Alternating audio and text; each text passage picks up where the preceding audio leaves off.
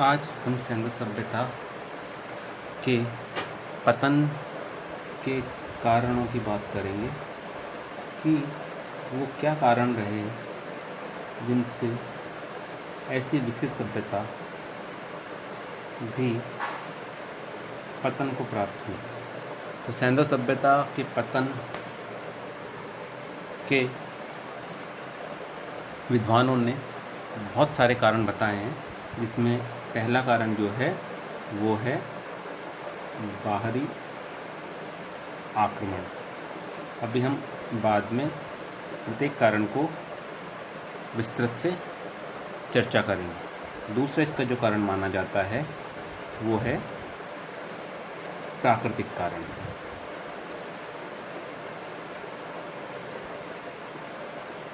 तीसरा इसका जो कारण माना जाता है वो है प्रशासनिक शिथिलता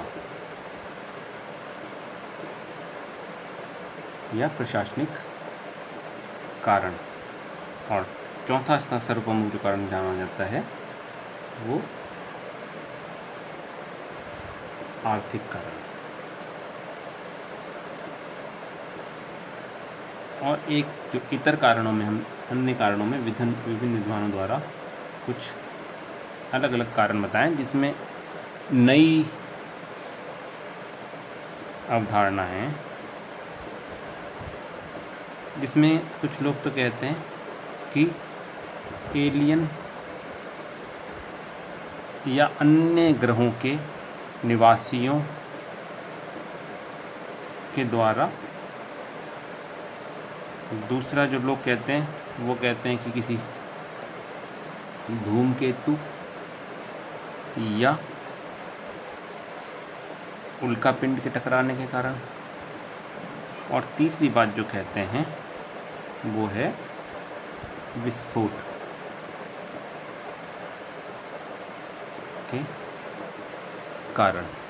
तो इस प्रकार हम देखते हैं कि सिंधु सभ्यता के पतन के विद्वानों ने बहुत सारे कारण बताए। अब हम एक एक करके एक एक कारण को लेंगे और उसको विस्तार देंगे। तो इसमें हमारा जो पहला कारण था वो था बाह्य आक्रमण या विदेशी आक्रमण। अब जैसा कि हम जानते हैं कि सिंधु सभ्यता के बाद जो सभ्यता प्रकाश में काल में आई वो सभ्यता थी वैदिक सभ्यता।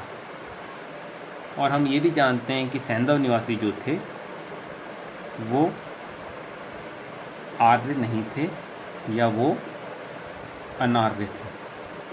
तो इस प्रकार एक वो सभ्यता जो आर्य नहीं है और वो सभ्यता जो आर्य है। वैदिक सभ्यता के बारे में हम लोग सभी जानते हैं कि एक आर्य सभ्यता है। तो विद्वानों का मानना है कि शायद वैदिक आर्यों ने जो आक्रमण किए उन आक्रमणों के कारण सैंधव निवासियों को या तो माइग्रेट होना पड़ा, पलायन करना पड़ा, या वो हार गए और उन्होंने उन सभ्यताओं के उन अपने पुरातन स्थलों को छोड़ दिया। तो जो विद्वान इस तरह की धारणाएं रखते हैं उन विद्वानों में प्रमुख विद्वान जो हैं वो विद्वान हैं गार्डन चाइल्ड,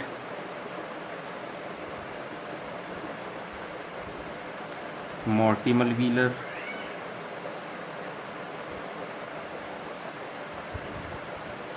और स्टुअर्ट पिगर्ड। ये सभी विद्वान कहते हैं कि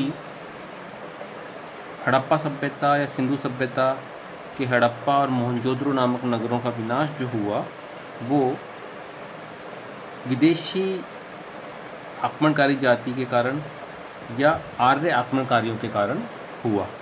और इस बात को पुष्ट करने के लिए वो साहित्यिक और पुरातात्विक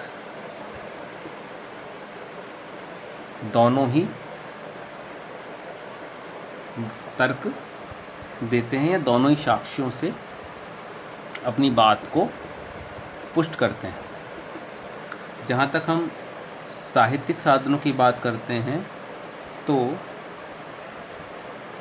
ऋग्वेद में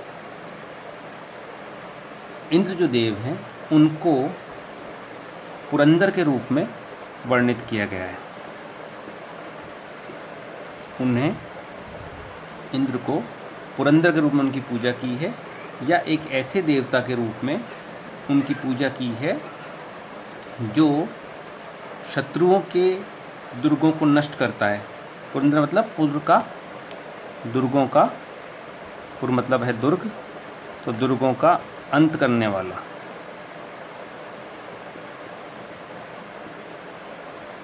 अंत करने वाला या दुर्गों को जीतने वाला जो देवता है वो पुरंदर है। तो वैदिक काल या ऋग्वैदिक साहित्य में इंद्र को पुरों का अंत करने वाला या पुरों को नष्ट करने वाला देवता माना गया है। और इस आधार पर विद्वान कहते हैं कि इस देवता ने जिन पुरों को नष्ट किया वो हड़प्पा के नगर ही, वो जो दुर्ग थे वो हड़प्पा के नगर ही थे। क्योंकि हम जानते हैं कि हड़प्पा के नगरों में जो सीटाटेल है उस पे दुर्गीकरण के, किलेबंदी के प्रमाण मिले हैं। तो विद्वान मानते हैं कि जब आर्यों ने ऋग्वेद में इस बात को कहा कि हमारा मुख्य जो देवता है वो पुरहंता है या पुरों को नष्ट करने वाला है, तो उनके मस्तिष्क में कहीं ना कहीं ये सैंधव सभ्यता के जो दुर्ग जो थे वो रहे होंगे। यही हम देखते हैं कि ऋग्वेद में इंद्र से जो प्रार्थना की गई है उसमें उन दुर्गों का नाम भी दिया गया है जिनको उसने समाप्त किया। और उनमें जो नाम मिलते हैं उसमें हरियूपिक एक नाम मिलता है, हालांकि इसमें अन्य नाम भी मिलते हैं, पर हरियूप अन्य जो नाम इसमें मिलते हैं वो है हरियूप, ये तो ये है हरियूपिक, दूसरा है कैलाश थानक और तीसरा इसमें जो नाम मिलता है वो नाम है महावैलास।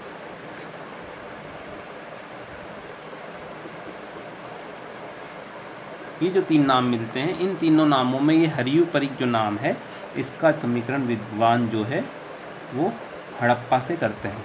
तो इस आधार पर विद्वान कहते हैं कि इन आर्यों ने जब भारत पर या जब अनार्यों पर आक्रमण किया तो उस आक्रमण के कारण हड़प्पा सभ्यता का पतन हुआ। और इसी के लिए पुरातात्विक साक्ष्य देते हुए ये बताते हैं कि हड़प्पा के मोहनजोदड़ो में खुदाई के दौरान 38 नरकंकाल मिले हैं। ये जो नरकंकाल के जो साक्ष्य मिले हैं ये समूहों में हैं कुछ, तो बाकी इधर उधर पड़े हुए हैं, कुछ सीढ़ियों पे मिले हैं, कुछ सड़कों पे मिले हैं, कुछ कमरों में मिले हैं और इनको ऐसे ही छोड़ दिया गया। और कहीं कहीं पर तो इन कंकालों के बदन पे गहने मिले हैं और इनका अंतिम संस्कार नहीं किया गया है। इसके आधार पर और एक और बात यहाँ पर जो जिसको ये और पॉइंट आउट करते हैं वो बात ये कि इन कंकालों के शरीर पे किसी धारदार हथियार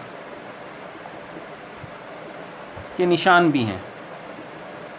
इस आधार पर विद्वान मानते हैं कि सिंधु सभ्यता का अंत आर्यों के आक्रमण के कारण हुआ और ये आक्रमण एकदम अचानक हुए जिससे इनको शवाधान का भी या शव विसर्जन का भी या अपने गहने लेने का भी इनको समय नहीं मिला। और इन आक्रमणकारियों ने या इन आर्यों ने ही, या जो आक्रमण मानते हैं वो आर्यों का आक्रमण मानते हैं, और इन आक्रमणों के कारण ही सैंधव सभ्यता के कुछ नगर, मोहनजोदड़ो जैसे कुछ नगर हैं जो नष्ट हुए।